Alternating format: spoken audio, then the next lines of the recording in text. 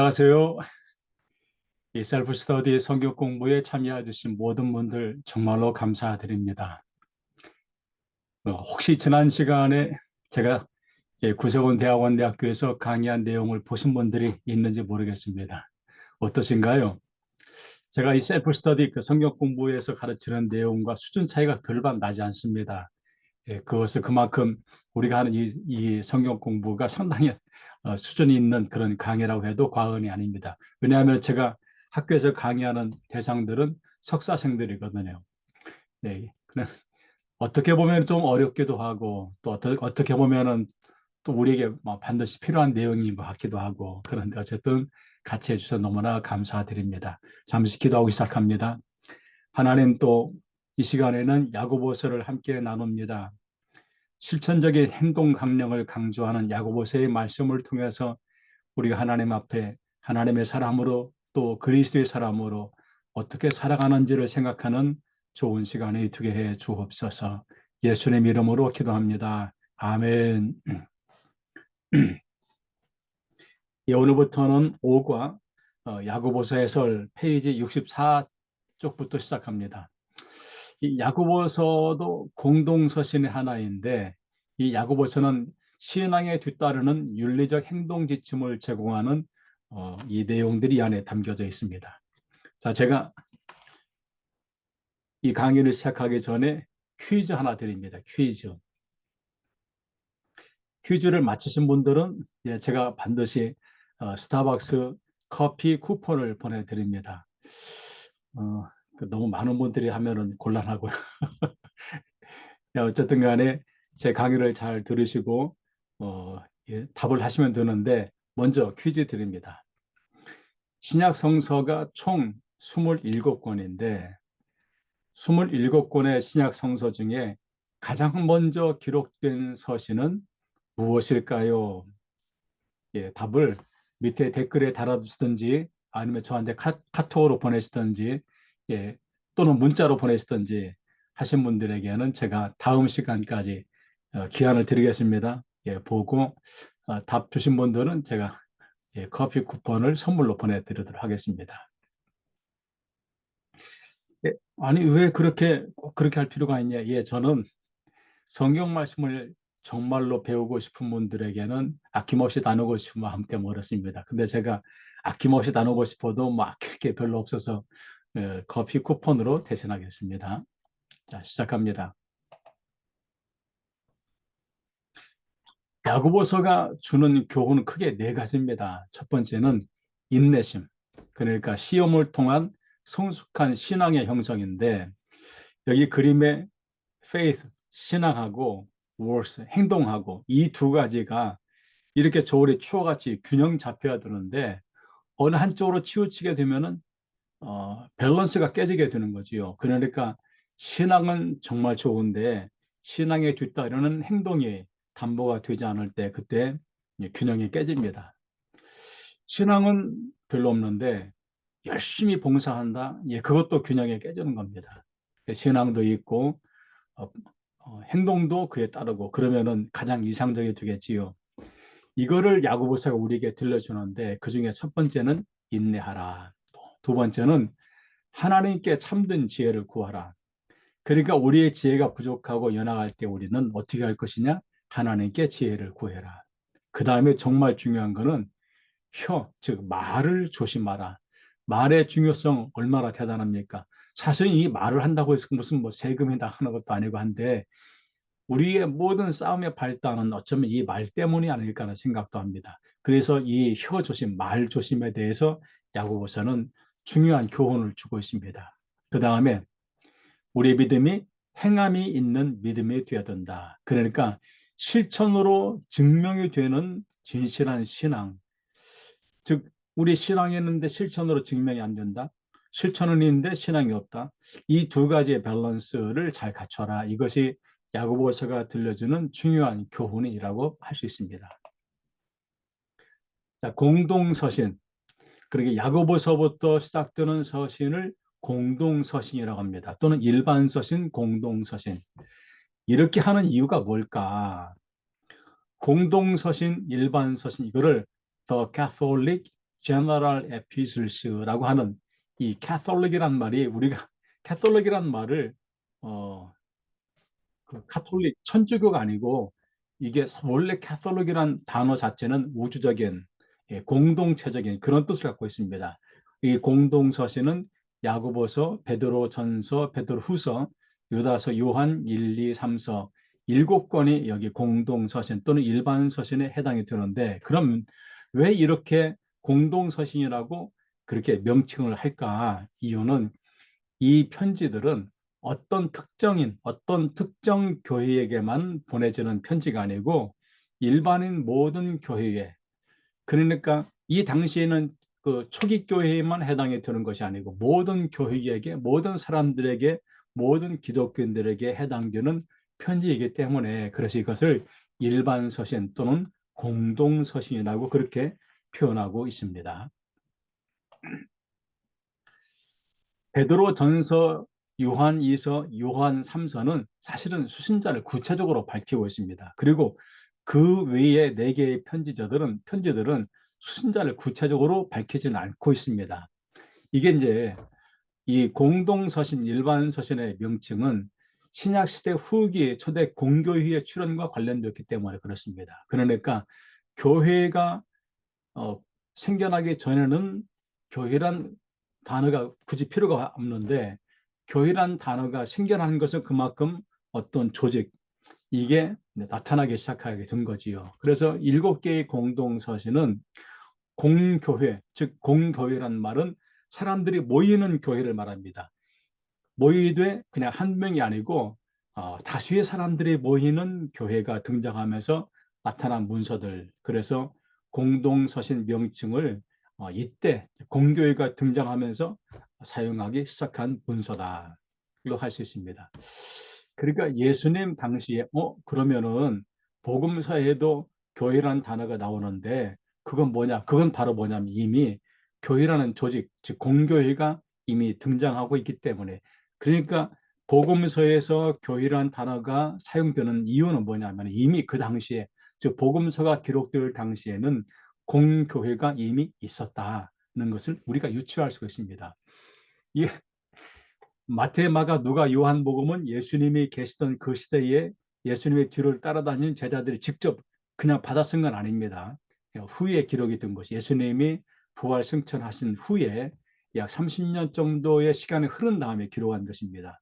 그러니까 이 성서를 기록할 당시에는 교회가 이미 존재했다고 해야 맞는 거지요.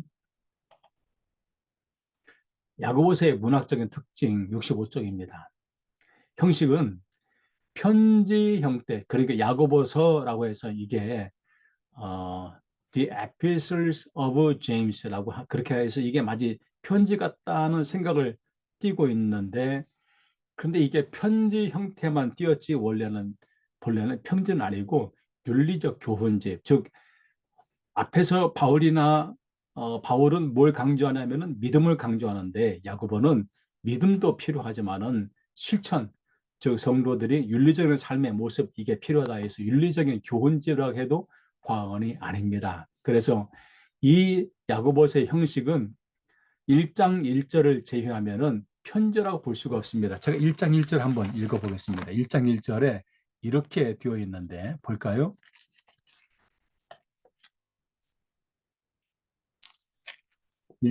하나님과 주 예수 그리스도의 종 야고보는 흩어져 있는 12지파에게 문안하노라 해서 문안한다는 마치 편지 같은 형식의 글이 1장 1절에 나오는데 그런데 이 야고보서가 편지라고 할 수 없는 이유가 뭐냐?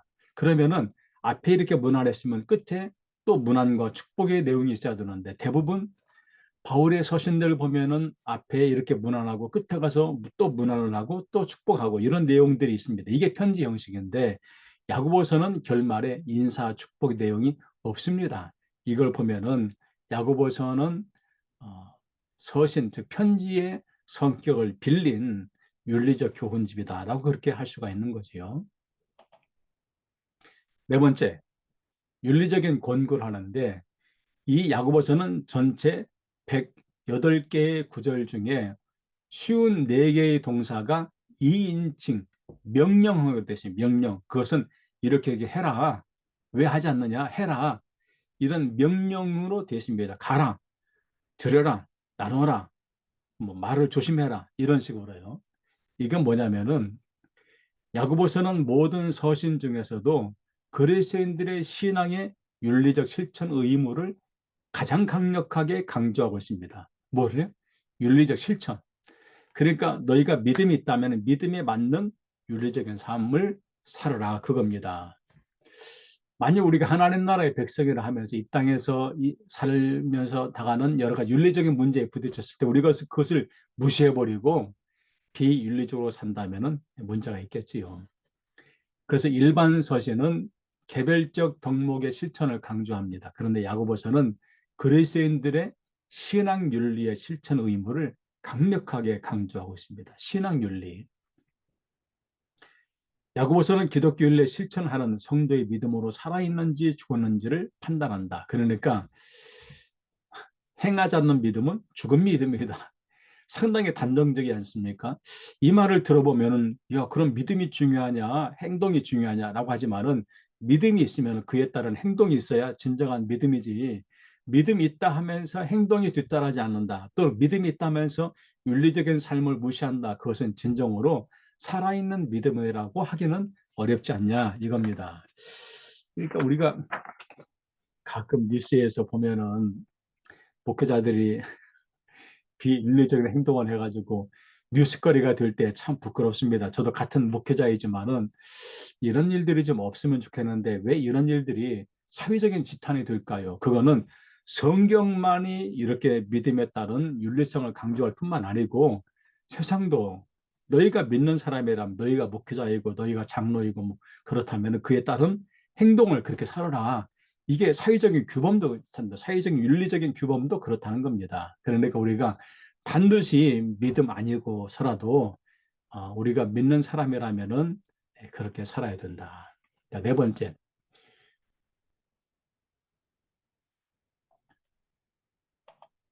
다섯 번째. 그럼 야고보서의 특징은 무엇일까? 야고보서는 복음 선포 내용은 사실 예수를 믿으시오, 예수 잘 믿고 하나님 나라의 백성으로 사십시오. 이런 내용들은 이 안에 있지는 않습니다. 그러니까 일반적인 기독교 복음 설교 형태와는 약간의 결이 좀 다른 겁니다. 그러니까 복음서나 또는 바울 서신을 우리가 읽어보면은 그 내용 속에는 예수를 잘 믿고 천국의 백성답게 살면서 이 땅에 고난과 아픔이 있을지만은 이걸 잘 인내하고 믿음으로 승리해서 하나님 나라의 백성답게 살자. 이런 내용들이 주 내용이라면은 야고보서는 그런 내용들보다는 믿음에 합당한 삶을 살아라. 윤리적으로 살아라. 이런 실천적인 교훈 중심으로 강조하고 있습니다. 이제 이게 왜 그런 이유가 있어요. 야고보서의 수신자의 대상자들은 누구냐면은 대부분이 유대적 배경을 갖고 있는 사람들입니다.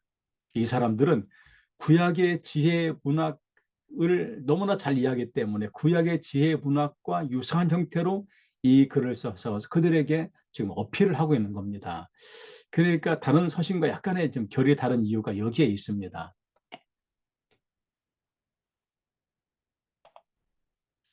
그럼 야고보서는 어떤 가치가 있을까요? 야고보서는 실천적인 교훈합니다. 그래서 일상의 삶에 적용할 수 있는 교훈의 말씀. 일상생활입니다. 우리 삶에 우리가 천국 백성으로 이 다음에 천국 가서 사는 삶 또는 믿음의 삶으로 우리가 어떻게 교회를 섬기고 할 것인가 이런 내용보다는 우리가 이 땅에서 사회에서 우리 성도로 그리스도인으로 어떻게 살 것이냐 이런 교훈의 말씀 이거 여기에는 윤리적인 지침이 담겨져 있습니다. 그러니까 신앙인의 올바른 행동 방식을 제시하고 있는 겁니다. 저도 거의 매일 차를 운전하는데 차를 운전하는 사람이 교통법규에 따라서 차를 운전하지 않게 되면 어떻게 될까요? 물론 교통법규를 어기는 문제가 생깁니다. 그런데 더 중요한 것은 사고가 생길 수 있는 가능성이 엄청 높게 된다는 겁니다. 정지신호인데 정지하고 가다가 상대방에서 다른 방향에서 신호밖에 오는 차와 충돌할 수 있는 가능성이 상당히 높게 되는 거지요. 그러니까 차를 몰고 갈 때는 이렇게 하는 어떤 지침, 규칙 법령이 존재하는 이유는 그렇게 해야 본인이 보호받을 수 있기 때문에, 안전하기 때문에 그런 겁니다. 이게 반드시 무슨 뭐 이걸 어겨가지고 뭐 딱지를 떼가지고 벌점 얼마 받고 이것도 중요하지만, 그러나 더 중요한 것은 우리 스스로가 나도 안전하고 상대방의 안전도 담보해 주는 것. 이게 바로 하나의 우리의 사유의 규약이지요. 이 야고보서는 우리가 성도로 살면서 예수 믿는 사람으로 살면서 우리가 어떻게 우리 윤리적인 삶을 살 것인가에 대한 행동 방식을 알려줍니다. 그래서 두 가지, 행함 또 신앙, 이 두 가지의 조화로운 것, 평형을 이루어야 된다. 어느 한쪽으로 너무 치우치지 말아야 된다는 이야기입니다. 참고로 제가 왼쪽 어깨가 많이 좋아져서 이렇게 이제는 손도 이렇게 올라갑니다. 할렐루야합니다. 이거 얼마나 감사한지 모르겠습니다. 기도해 주신 모든 분들에게 진심으로 감사를 드립니다. 이 야고보서는 유대교에서 기독교로의 다리에 해당이 됩니다. 즉 야고보서는 원시 기독교, 원시 기독교란 말의 의미는 교회가 생겨나기 초기의 과정, 교회가 생겨나기 초기의 과정에 대한 그 시기를 원시 기독교라고 표현을 합니다. 그 원시 기독교가 어떻게 유대인을 그리스도에게로 개종을 시키게 했는가를 보여주는 그림입니다. 이게 상당히 중요합니다. 그러니까 다른 사람의 유대인, 이 당시 예수님이 복음을 선포할 때에 가장 적대 세력이 유대인, 특히 바리새인들인데, 이 유대인들이 예수님의 십자가의 처형, 부활, 승천을 하고 난 이 사건 이후에 많은 유대인들이 기독교로 개종하게 됩니다. 그럼 이 사람들은 뭘 갖고 있냐면은 구약의 지식, 잠언의 지식이나 지혜서의 지식을 다 갖고 있는 사람들을 해도 과언이 아닙니다. 왜냐하면 이 사람들은 지역사회에서 이런 신앙의 교육을 엄청 받습니다. 그러니까 이 사람들은 충분히 이런 지식들을 갖고 있었다고 해도 과언이 아닙니다. 그런데 그 사람들이 기독교로 개종해서 그리스도를 영접할 때에 이들에게 어떻게 우리는 그럼 살 것이냐에 대한 모습을 보여줍니다. 왜냐하면 이게 중요합니다. 뭐가 중요하냐면, 제가 지난 강의 시간에도 학교에서 강의 시간에 학생들한테 질문한 내용입니다. 부자와 나사로의 이야기가 있지 않습니까? 부자는 저 지옥에 가게 되고 나사로는 아브라함의 품에 안기게 되었다는 이야기가 등장하는데, 이제 제가 물은 내용이, 아니 왜 부자는 지옥에 가고 나사로는 아브라함의 품, 즉 천국에 갔을까? 이유가 뭘까? 우리는 어떻게 생각하냐면은 예수 믿어야 천국, 즉 하나님 나라에 간다. 예수 믿지 않으면은 지옥에 간다. 이거는 어느 시대냐면은 예수 그리스도의 복음이 정착되고 그 복음이 널리 퍼질 때의 이야기이고, 이 시대 전에, 즉 원시 기독교의 그 상태에 있을 때, 이때는 유대인들이 기독교로 전향할 때 이들의 사고 속에는 뭐가 있냐면, 이미 우리는 구원받은 사람이라는 어떤 신앙이 이미 그들 민족 속에 자리 잡고 있습니다.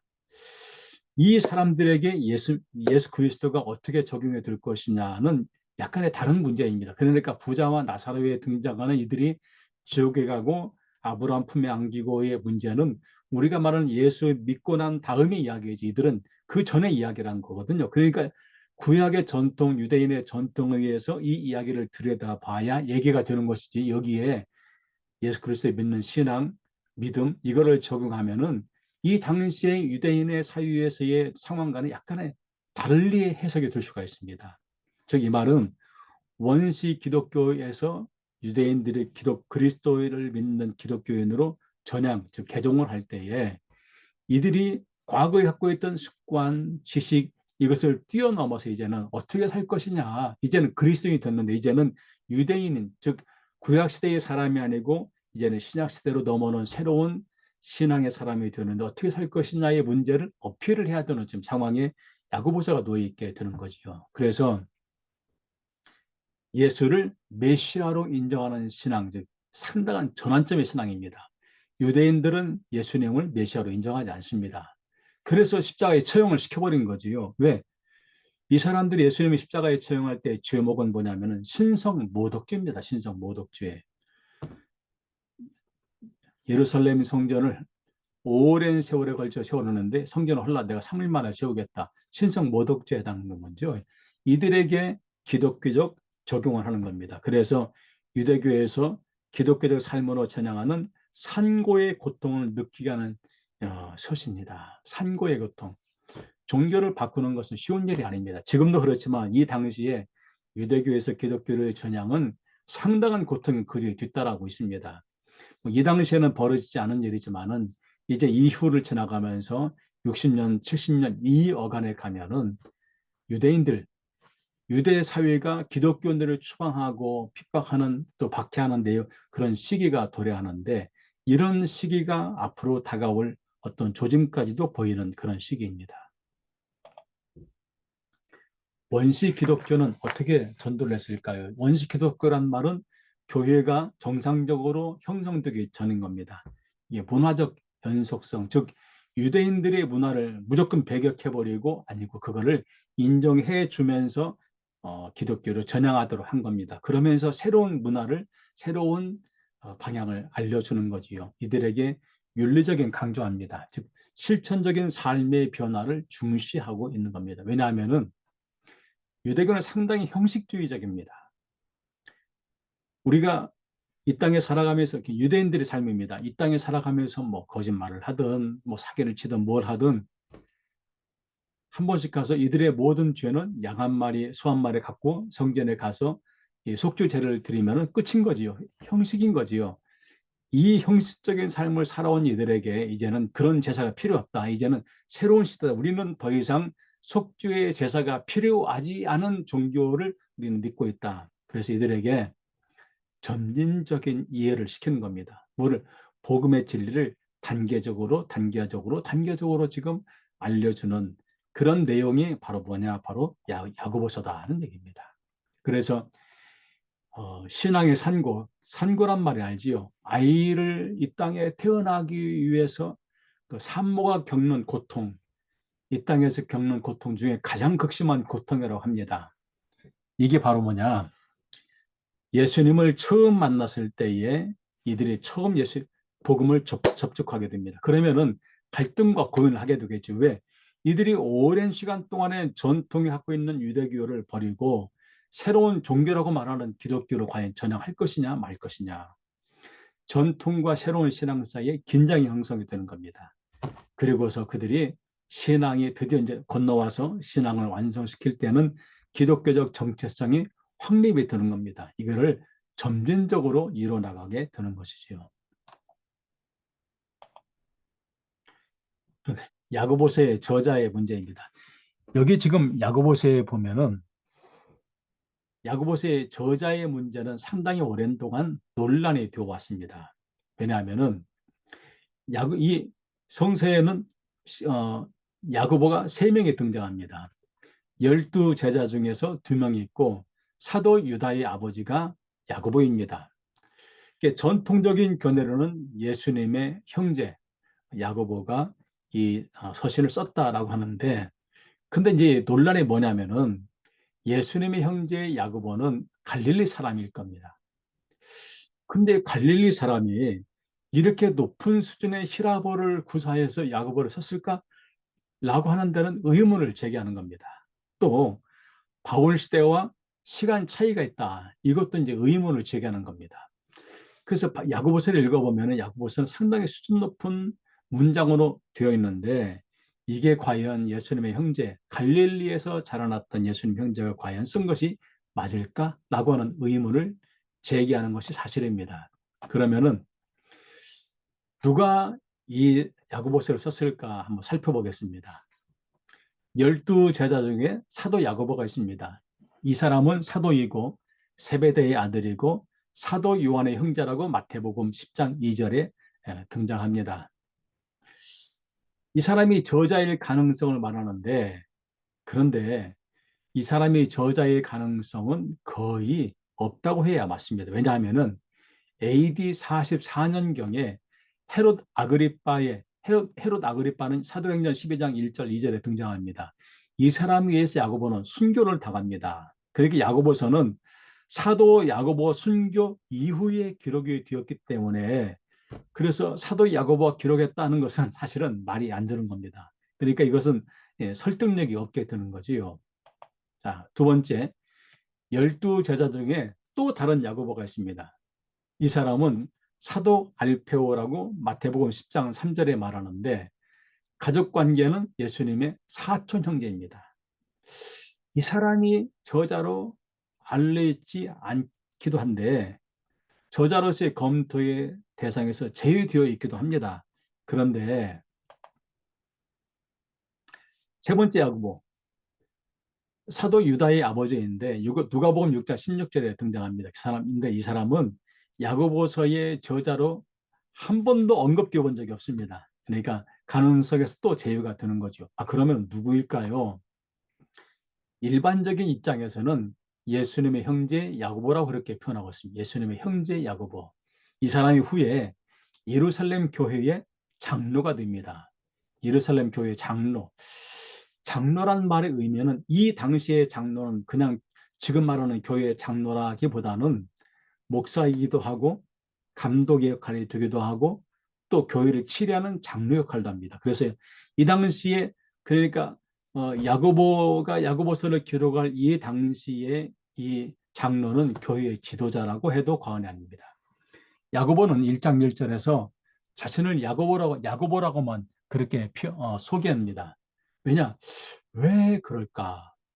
자신의 예수의 형제 야고보다라고 자신을 좀 소개하면 어떨까? 그런데 이 당시에 야고보는 예루살렘 교회의 장로, 한마디로 말하면 교회 지도자이기 때문에 굳이 자기를 설명할 필요가 없다는 겁니다. 왜?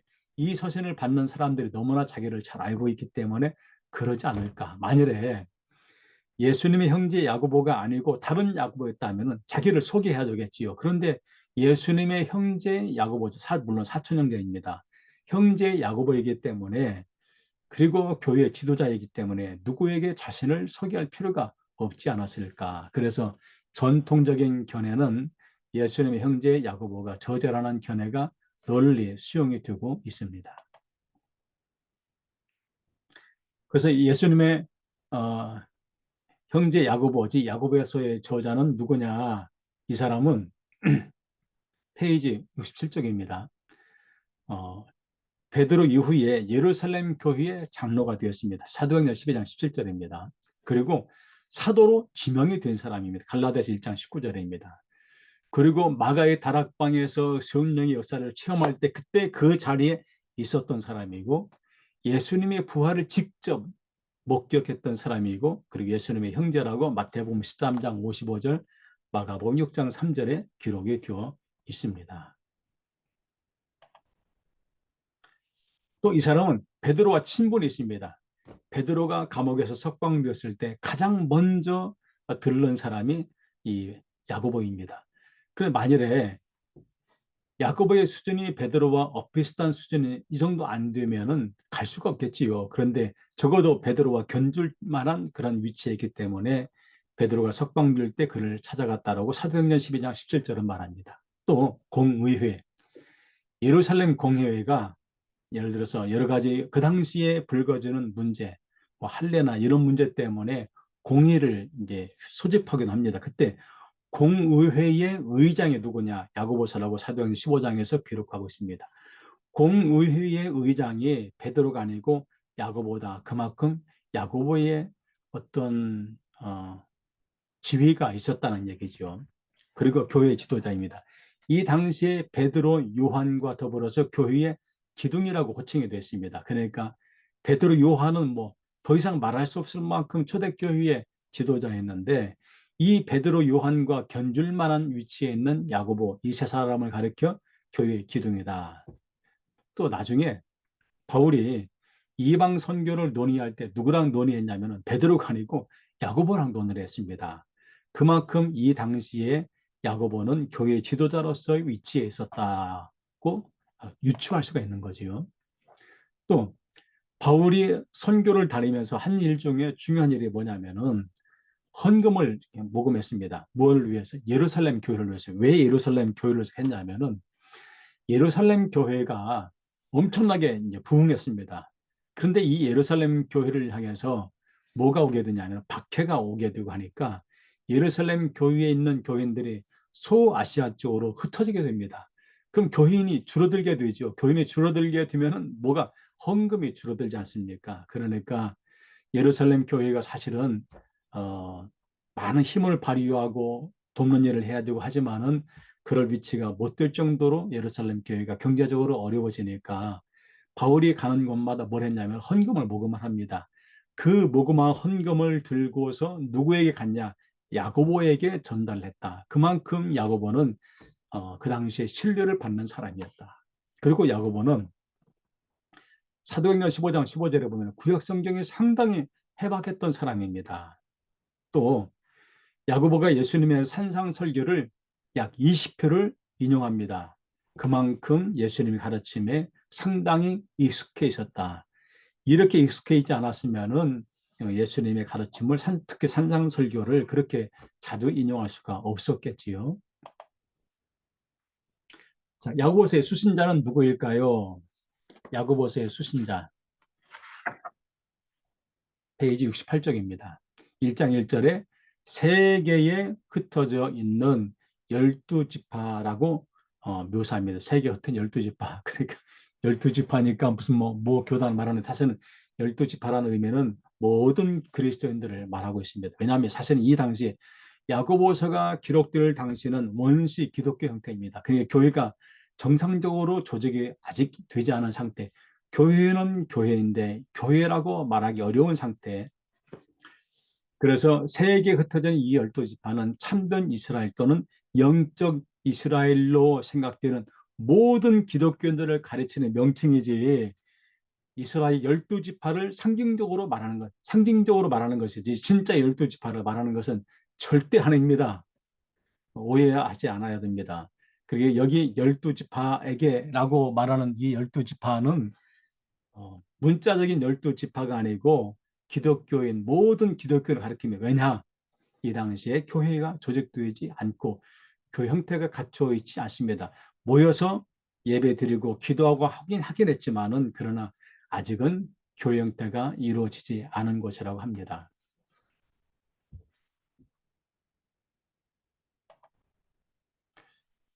야고보서의 기록 시기,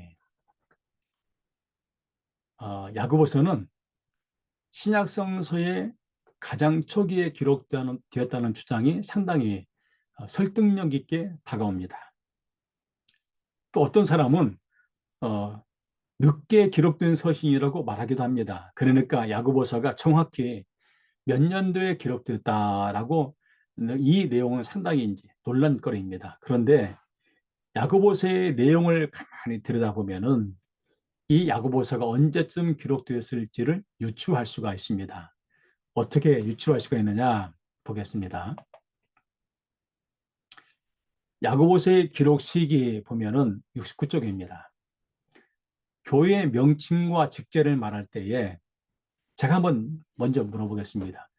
자, 교회가 개척교회일 때는 어, 주로 집사님들이 구세고 말하면은 부교님들이 주로 이제 같이 활동하겠지요. 교회가 점점 커지면은 종교님 또 장로님들이 또 이제 세워지게 되겠지요. 뭐 가정단, 여선교회도 세워지게 되고 자선봉사단 또 봉사는 여러 그룹도 생기게 되고 자 이렇게 교회가 개척부터 시작해서 차츰 직제가 늘어나는 것이지 교회를 처음 개척했을 때부터 장로, 뭐 집사, 뭐 종교, 부교, 가정단장 뭐 이런 걸 미리 세워놓고 하는 교회는 없습니다. 그러니까 교회가 커질수록 직제는 늘어나게 되고 처음 시작할 때는 직제는 그렇게 많지 않게 되겠지요. 이 이야기를 여기에 비춰보면은 야고보서의 교회 형태를 보면 교회는 상당히 원시적인 형태의 모습, 즉 개척교의 모습이란 겁니다. 개척교 이전이라고 해도 과언이 아닙니다. 왜냐하면은 야고보서 2장 2절에 보면은 만일 너희 회당에 금 가락지를 끼고 아름다운 옷을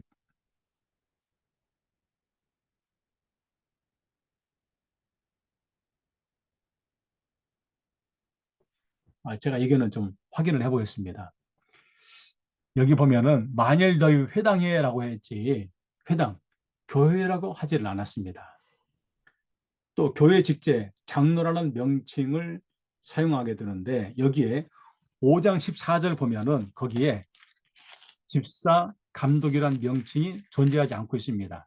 즉 야고보서의 기록 시기가 여기 교회라는 명칭을 사용하지 않고 집사 감독이라는 명칭을 사용하지 않고 그냥 장로라는 명칭만 사용하고 보면은 이 교회는 즉 야고보서가 지금 이 글을 쓰는 이 시기에 교회는 조직이 정확하게 이루어지기 전의 기록이라고 해야 맞지 않을까라고 하는 겁니다.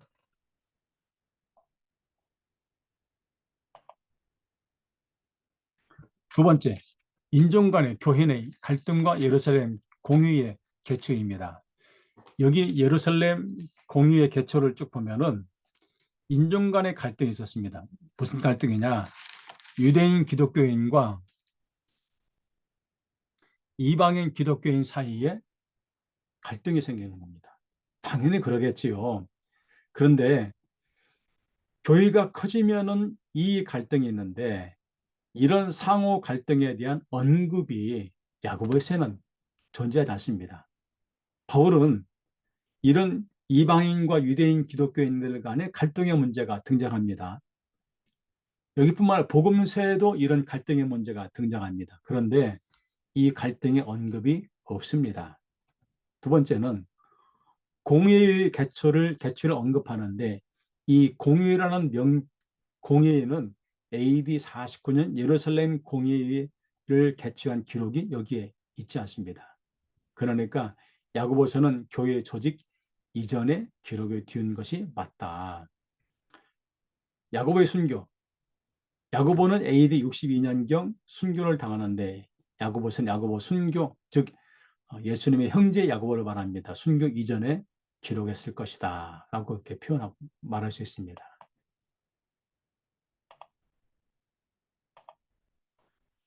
오늘은 여기까지 제가 말씀을 드리겠습니다. 자, 그러면은 우리는 야고보서를 언제쯤 기록한 것으로 보는 것이 맞을까요? 강의 내용을 잘 들어보시고 유추해서 답을 올려주시면은 제가 여기에 맞춰서 다음 주에 답변을 드리고 또 답변을 주신 분 맞추든 못 맞추든 답변을 주신 분에게는 커피 쿠폰을 선물로 보내드리겠습니다. 다음 주에 뵙겠습니다. 감사합니다.